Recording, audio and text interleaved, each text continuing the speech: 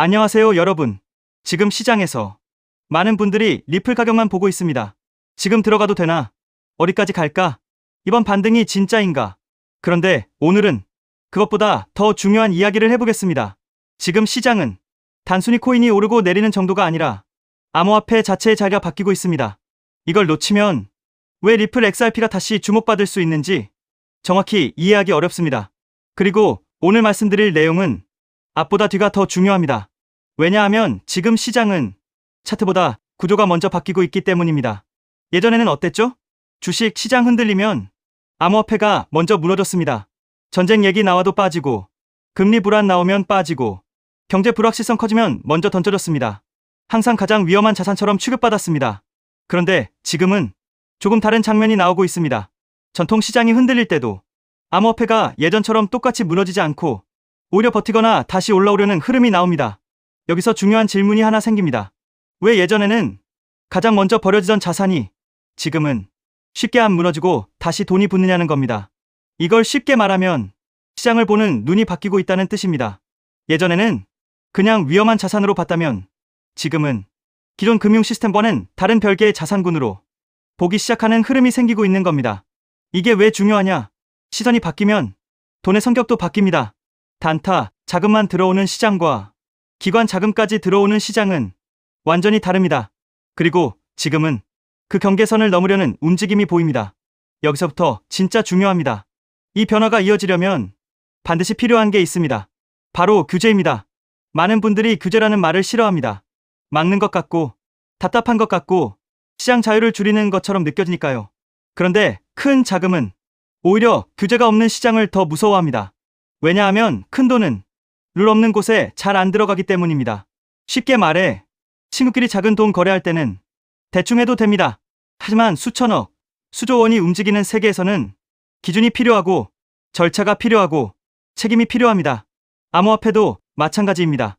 그래서 지금 각국에서 스테이블 코인, 거래소, 파생상품, 자금 이동과 관련한 규칙을 만들기 시작하는 건 시장에 벽을 치는 것만은 아닙니다. 오히려 큰 돈이 들어올 수 있는 돌을 까는 과정에 가깝습니다. 이걸 이해하셔야 합니다. 겉으로는 복잡해 보여도 결국은 이 시장을 정식 금융 시스템 안으로 넣기 위한 작업일 수 있다는 겁니다. 그리고 바로 이 지점에서 리플 XRP가 다시 중요해집니다. 왜냐하면 리플은 원래부터 결제, 송금, 유동성, 제휴권 연결 같은 키워드와 가까운 자산이기 때문입니다. 즉, 규칙이 없고 아무나 아무렇게나 움직이는 시장보다 제도가 생기고 금융 시스템이 정리되고 기관이 들어오는 시장에서 더 주목받을 수 있는 성격이라는 겁니다. 이건 꽤 중요합니다. 왜냐하면 시장이 커질수록 결국 끝까지 살아남는 건 실제로 쓸 수 있는 구조를 가진 자산이기 때문입니다. 그리고 이런 흐름을 더 강하게 보여주는 게 기관 자금과 기업들의 움직임입니다. 지금 시장에서는 그냥 개인들끼리 사고 파는 수준을 넘어 기관 자금이 들어오고 기업들이 암호화폐를 재무 전략이나 인프라 관점에서 보기 시작하는 장면이 나오고 있습니다. 이게 왜 중요하냐? 시장이 어릴 때는 기회감으로도 뜁니다. 하지만 시장이 커지면 기회감만으로는 안 됩니다. 그때부터는 누가 실제로 쓰냐, 누가 실제로 담느냐, 누가 실제로 시스템 안에 넣느냐가 중요해집니다. 그리고 이 부분에서 리플이 다시 얘기될 여지가 충분하다는 겁니다. 여기서 더 상징적인 장면이 하나 있습니다. 바로 암호화폐 기업이 전통 금융의 핵심 결제 시스템과 직접 연결되기 시작하는 흐름입니다. 이건 그냥 뉴스 한 줄로 넘기면 안 됩니다. 왜냐하면 이건 암호화폐가 금융 바깥에 따로 있는 게 아니라 이제 금융 중심부로 들어가기 시작했다는 뜻이기 때문입니다. 쉽게 비유하면 예전에는 돌아서 가야 했던 길을 이제는 직행할 수 있는 차선을 받기 시작한 겁니다. 더 빠르고 더 효율적이고 더 신뢰받기 쉬운 구조로 가는 겁니다. 시장은 이런 구조 변화에 생각보다 크게 반응합니다. 가격은 하루에도 바뀌지만 구조는 한번 바뀌면 오래 갑니다. 그리고 이 구조 변화가 계속되면 결제와 송금, 유동성 같은 영역과 가까운 자산이 유리해질 수밖에 없습니다. 바로 여기서 리플 XRP의 자리가 다시 보입니다. 리플은 원래부터 밈성, 자극성, 순간 이슈보다 송금, 결제, 자금 이동, 기관 활용, 제도권 연결 같은 조금 더 묵직한 키워드에 가까웠습니다. 그래서 시장이 그냥 재밌는 코인을 찾는 단계에서 실제로 쓸 수 있는 금융 인프라를 찾는 단계로 넘어갈수록 리플은 다시 존재감이 커질 가능성이 있습니다. 많은 분들이 여기서 이렇게 생각하실 수 있습니다. 말은 좋은데 아직 먼 이야기 아니냐? 좋은 질문입니다. 맞습니다. 이 변화가 하루아침에 완성되지는 않습니다. 중간에 저항도 나올 거고 정치적인 충돌도 나올 거고 기존 금융권의 반발도 나올 수 있습니다. 그런데 중요한 건 완성됐느냐가 아닙니다. 이미 시작됐느냐입니다. 그리고 지금 시장은 분명 시작된 쪽에 더 가깝습니다. 규제가 정비되고 기관 자금이 들어오고 기업 전략에 암호화폐가 들어가고 전통 금융과 연결되는 장면이 실제로 나오기 시작했습니다. 이건 예전과 다릅니다. 그리고 이런 변화는 생각보다 길게 이어질 수 있습니다. 그래서 지금 시장은 하루짜리 급등락으로만 보면 안 됩니다. 오히려 누가 더 빨리 제휴권과 연결되고 누가 더 먼저 실사용 인프라 자리를 잡고 누가 더 빨리 신뢰를 확보하느냐의 싸움으로 봐야 합니다. 이 관점에서 보면 리플 XRP는 가볍게 볼 자산이 아닙니다. 오히려 시장 구조가 바뀔수록 더 긍정적으로 다시 평가받을 여지가 있는 자산에 가깝습니다. 정리해보겠습니다. 지금 암호화폐 시장은 예전처럼 무조건 먼저 벌어지는 자산이 아니라 독립적인 자산군처럼 보이기 시작하는 흐름이 나오고 있습니다. 각국의 규제 정비는 시장을 죽이기만 하는 게 아니라 큰 자금이 들어오기 위한 틀을 만드는 과정일 수 있습니다. 기관과 기업은 암호화폐를 이제 단순 투기가 아니라 재무와 인프라의 일부로 보기 시작하고 있습니다. 그리고 전통 금융 핵심 시스템과 암호화폐 기업이 연결되는 상징적인 장면도 나오고 있습니다. 이런 변화는 결제, 송금, 유동성, 제도권 연결과 가까운 리플 XRP에 분명 유리한 환경이 될 수 있습니다. 즉, 지금은 리플이 단순히 오르느냐 내리느냐만 볼 게 아니라 시장이 어떤 방향으로 바뀌고 있는지를 먼저 봐야 하는 구간입니다. 그 방향이 제로권 편입, 금융 인프라 연결, 기관 자금 확대 쪽으로 계속 이어진다면 리플은 그 흐름 속에서 다시 강하게 평가받을 가능성이 충분합니다. 그리고 바로 그 점 때문에 지금 리플을 단순한 가격 움직임으로만 보면 너무 아쉬운 겁니다. 결국 시장은 실제로 쓸 수 있는 것, 큰돈이 들어갈 수 있는 것, 규칙 안에서 움직일 수 있는 것에 더 높은 점수를 주기 시작합니다. 그 기준으로 보면 리플은 예전보다 더 긍정적으로 볼 이유가 쌓이고 있습니다. 물론 아직 변수는 남아있고 중간중간 흔들림도 나올 수 있습니다. 하지만 큰 흐름 자체는 분명 예전과 다르게 움직이고 있습니다. 그리고 그 흐름이 계속될수록 리플 XRP의 위치도 점점 더 강해질 가능성이 높습니다. 그래서 현재 시장 구조 변화만 놓고 보더라도 리플은 단순 반짝 이슈가 아니라 제휴권과 금융 인프라 변화의 수혜를 받을 수 있는 자산으로 볼 수 있고, 이런 환경이 계속 이어진다면 결국 리플의 상승 가능성은 더 커질 수밖에 없습니다. 지금까지 나온 그림만 놓고 보면 리플이 다시 강하게 주목받고 상승 쪽으로 평가가 붙을 가능성은 충분히 높아지고 있다고 볼 수 있겠습니다. 여기에 더해 또 중요한 내용, SEC 소송이 사실상 완전 종식되었습니다. 이 소송이 끝난다는 것은 단순한 사건 종료가 아닙니다. 리플 채택이 본격적으로 증가할 수 있는 출발점이 된다는 의미입니다. 그렇게 되면 리플의 파트너사들, 특히 금융권에서 리플 시스템을 도입하는 흐름이 마치 밀물처럼 빠르게 확대될 가능성이 있습니다. 여기서 한 가지 생각해볼 질문이 있습니다. 금융권이 정말 리플을 채택하기 시작하면 어떤 변화가 일어날까요? 그런데 금융권의 요구는 생각보다 단순하지 않습니다. 국가마다 규제가 다르고 지역마다 금융 환경이 다르기 때문입니다. 이러한 다양한 요구를 하나하나 대응하려면 리플 역시 지금보다 훨씬 높은 확장성을 확보해야 합니다. 그래서 자연스럽게 리플에게도 레이어2라는 개념이 굉장히 중요한 요소로 떠오르게 됩니다. 리플레저를 활용하면 국가와 국가 사이에서 자산을 이동시키는 것이 가능해집니다. 그리고 그 자산 이동 기록은 모두 리플레저 원장에 투명하게 기록됩니다. 여기서 또 하나 궁금해집니다.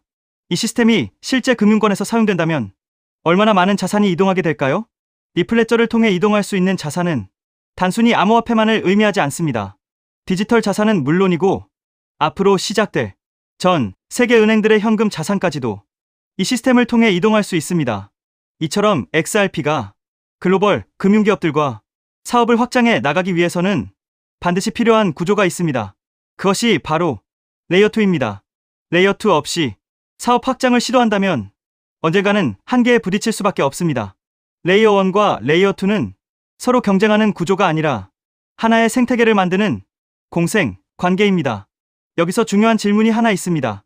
전 세계 은행들이 사용하는 시스템이라면 얼마나 다양한 기능이 필요할까요? 이 생태계가 커질수록 전 세계 은행들이 요구하는 다양한 기능을 제공할 수 있습니다.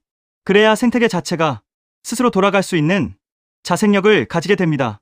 즉, 뿌리가 깊은 구조를 만들어 어떤 서비스가 등장하더라도 자체적으로 처리할 수 있어야 합니다. 그래야 리플이 단순한 코인이 아니라 하나의 플랫폼으로 성장할 수 있습니다.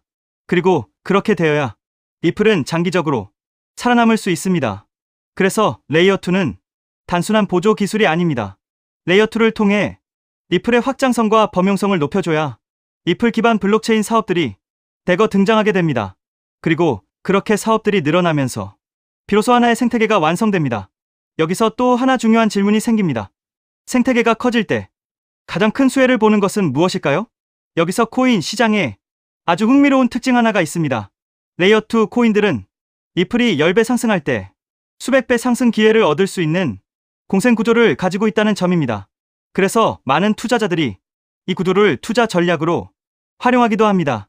이 원리는 주식 시장에서도 비슷한 사례를 볼 수 있습니다. 전기차 테마의 대형주였던 삼성 SDI가 약 15배 상승할 때 소형주였던 에코프로는 무려 700배 상승을 보여줬습니다. 같은 산업에 속해 있지만 상승률은 완전히 달랐습니다. 이것이 바로 생태계 구조의 특징입니다. 레이어1인 이더리움이 2배 상승할 때 레이어2 코인들이 수천 배 상승하는 현상은 이미 오래전부터 코인 시장에서 반복되어 왔습니다. 또 다른 예도 있습니다. 비트코인은 레이어1입니다. 하지만 속도와 수수료 문제 때문에 실제 거래용 화폐로 사용하기에는 한계가 있습니다. 그래서 한 가지 질문이 생깁니다. 이 문제를 해결하기 위해 어떤 기술이 등장했을까요? 그 문제를 해결하기 위해 등장한 프로젝트가 있습니다. 바로 스택스입니다. 레이어2인 스택스는 비트코인의 속도와 수수료 문제를 개선했습니다. 비트코인과 레이어2 코인은 상승할 때 같이 상승합니다. 하지만 상승률은 완전히 다릅니다. 레이어1인 비트코인이 2023년 10월 대비 2024년 3월까지 약 190% 상승할 때 레이어2 코인인 스택스는 같은 기간 동안 무려 750% 상승했습니다. 그래서 자연스럽게 이런 결론이 나옵니다. 만약 XRP가 앞으로 10배 상승한다면 리플 레이어2 코인들은 100배, 1000배 상승 가능성도 충분히 기대할 수 있다는 것입니다. 여기서 이제 가장 중요한 질문이 생깁니다. 그렇다면 리플 생태계에서 레이어2 역할을 하는 코인은 무엇일까요? 첫 번째로 제가 우리 구독자분들께 소개해드릴 리플 관련 코인은 더 루트 네트워크, The Root Network입니다.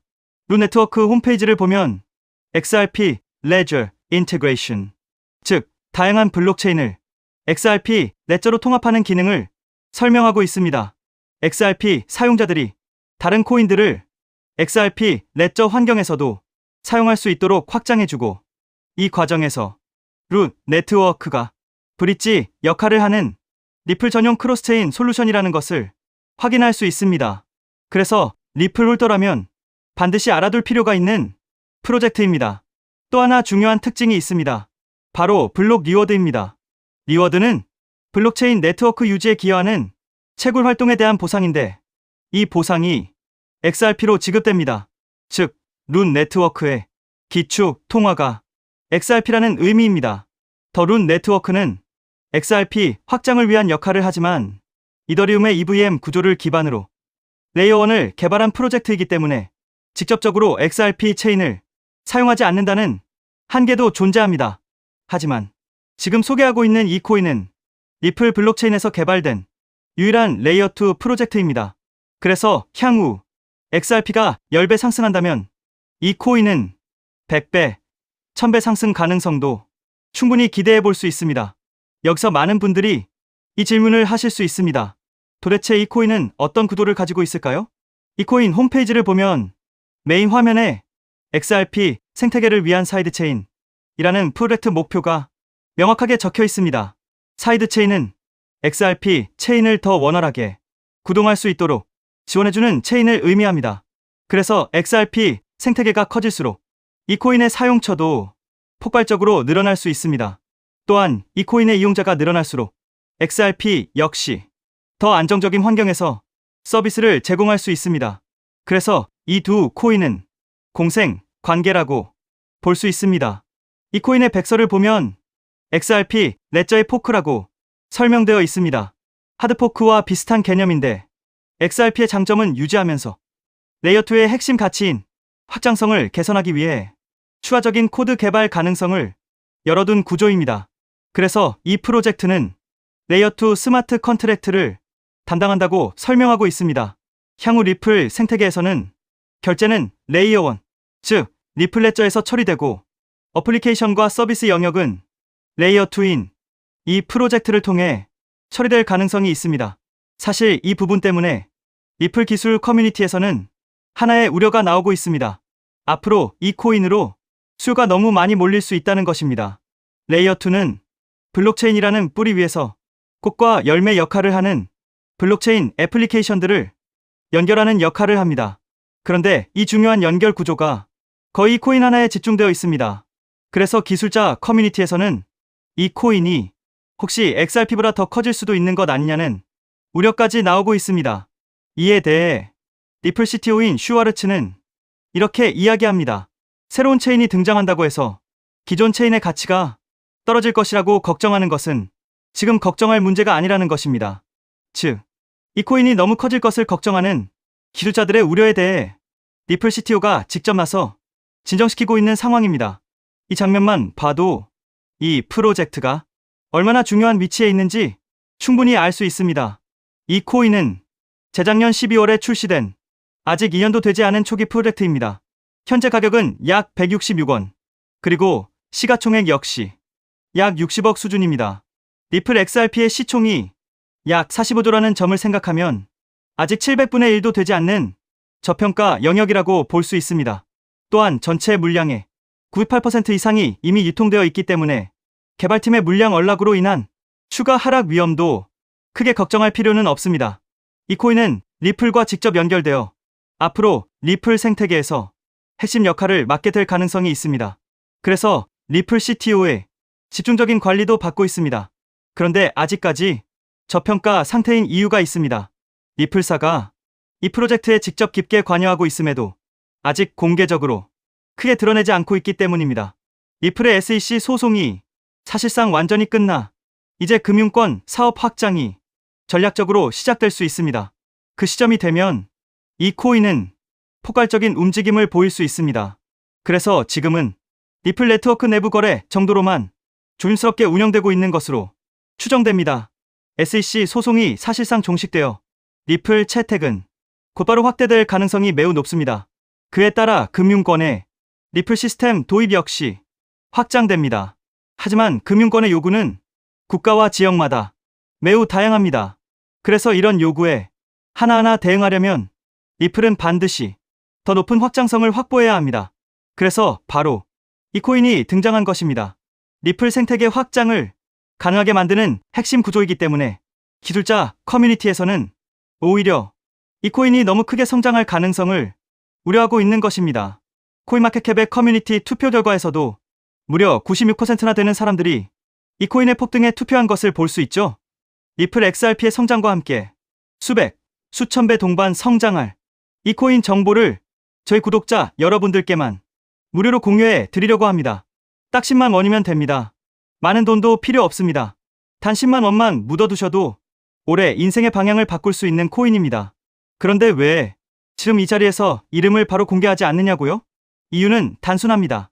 유튜브에서 이름이 공개되는 순간 세력들이 바로 움직입니다. 가격을 흔들고 판을 뒤집습니다. 그리고 뉴스가 나오고 사람들이 몰리기 시작하면 그때는 이미 늦습니다. 이 시장은 정보가 퍼진 뒤에 사는 사람이 아니라 퍼지기 전에 움직인 사람이 가져가는 구조입니다. 결국 선점이 전부입니다. 이건 단순히 좋은 코인을 찾는 문제가 아닙니다. 지금 시장에서 2026년을 버티기 위한 필수 선택에 가깝습니다. 최근 시장 하락으로 원금 손실이 컸던 분들 많으시죠? 이 코인은 그런 분들도 한 번에 만회할 수 있는 가능성이 있는 구간에 있습니다. 그래서 저는 아무에게나 공개하지 않습니다. 저를 믿고 설문에 참여해주시는 구독자분들께만 이익은 코인의 이름, 진입 구간, 그리고 목표 가격까지 모두 공유드리겠습니다. 당연히 저는 10원도 요구하지 않고 무료로 우리 구독자분들께만 공유해 드릴 겁니다. 왜? 돈도 안 받고 이런 정보를 알려주냐고 하시면 제 유튜브 채널 좀 키워보고 싶어서가 다여서 구독과 좋아요 한 번씩만 부탁드리겠습니다. 방법은 간단합니다. 제가 아래 설명란에 구글 폼 링크 하나를 달아놓겠습니다. 이 링크는 여기 설명 보기를 클릭하시면 볼 수가 있는데요. 이 구글 폼 링크를 눌러보시면 이러한 창이 뜰 겁니다. 그러면 여기 구독자께만 드려요에 체크를 해주신 다음 리플 레이어2 코인 정보를 공유받으실 연락처를 자세히 적어주신 다음에 여기에 있는 제출을 눌러주시면 저에게 이 구글 폼이 날아오게 됩니다. 그러면 제가 이 구글 폼을 확인하자마자 적어주신 연락처로 연락드려서 제가 구독자인지 확인만 간단히 빠르게 한 다음 아까 말씀드린 리플 레이어2 코인 정보를 바로 공유해 드리도록 하겠습니다. 이 코인이 아마 2026년에 졸업 코인으로 이름을 올리게 될 수도 있을 겁니다. 최근 원금 손실이 컸던 분들도 한 번에 만회하고도 남을 수 있으니 최대한 서둘러 준비하셔서 제대로 된 수익을 만들어 보셨으면 합니다. 우리 구독자 여러분 힘내시고 긴 영상 끝까지 시청해 주셔서 감사드리며 마지막으로 구독과 좋아요 한 번씩 부탁드리면서 마무리하겠습니다. 끝까지 시청해 주셔서 감사합니다.